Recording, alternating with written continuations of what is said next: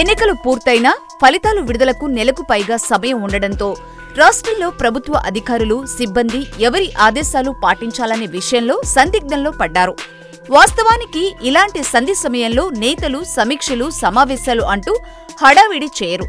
అయితే ముఖ్యమంత్రి చంద్రబాబు మాత్రం ఎన్నికల కోడ్ అమలులో ఉండగానే సిఆర్డీఏ, జలవనరుల శాఖ అధికారులతో సమీక్ష నిర్వహించారు. దీనిపై దృష్టి పెట్టిన ఎన్నికల సంఘం ప్రభుత్వ ప్రధాన కార్యదర్శి ఎల్వి సుబ్రహ్మణ్యంను వివరణ కోరింది. దీంతో సమీక్షలో పాల్గొన్న అధికారులకు చీఫ్ సెక్రటరీ నోటీసులు పంపించారు. ఈ నోటీసులు అందుకున్న అధికారులు లబోదిబోమంటున్నారు. కోడ్ అమల్లో ఉందని తెలిసినా కూడా ఒకవేళ చంద్రబాబే మళ్లీ అధికారంలోకి వస్తే పరిస్థితులు ఎలా ఉంటాయోననే అనుమానంతో అధికారులు సమీక్షకు హాజరయ్యారు. అయితే దీనిపై ఎన్నికల కమిషన్ సీరియస్ అవుతుందని, నోటీసులు పంపిస్తుందని వారు ఊహించలేదు. ఈ నోటీసులపై ఇప్పుడు ప్రభుత్వ ఉద్యోగుల్లో తీవ్ర చర్చ జరుగుతోంది.